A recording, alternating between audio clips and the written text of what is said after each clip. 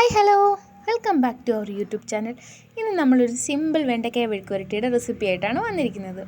നമുക്ക് എങ്ങനെ ഉണ്ടാക്കുന്നതെന്ന് നോക്കാവേ. ആദ്യമേ വെണ്ടയ്ക്ക വട്ടത്തിൽ ചെറുതായിട്ട് അരിയണം. അതിനകത്ത് 2-3 പച്ചമുളക് നീളത്തിൽ അരിഞ്ഞതും കൂടി ഇടുക. അതിനകത്ത് അല്പം മഞ്ഞൾപ്പൊടിയും അല്പം മുളക് പൊടിയും അല്പം ഉപ്പും കൂടി ഇട്ടിട്ട് മിക്സ് ചെയ്യുക. അത് കഴിഞ്ഞിട്ട് അടുപ്പിനകത്ത് പാത്രം വെച്ച് വെളിച്ചെണ്ണ ചൂടാവുമ്പോൾ അതിലേക്ക് നമ്മൾ അരിഞ്ഞു വെച്ചിരിക്കുന്ന വെണ്ടയ്ക്ക ഇട്ട് കൊടുക്കുക.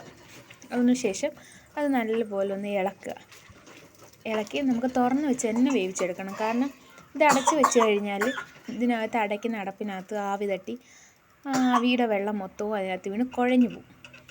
അതുകൊണ്ട് നമുക്ക് തുറന്ന് വെച്ച് തന്നെ വേവിച്ചെടുക്കാം.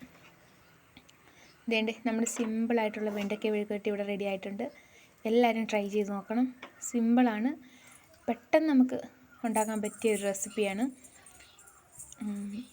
അപ്പോൾ വീഡിയോ ഇഷ്ടപ്പെട്ടാൽ എല്ലാവരും ലൈക്ക് ചെയ്യണം, ഷെയർ ചെയ്യണം, സബ്സ്ക്രൈബ് ചെയ്യണം.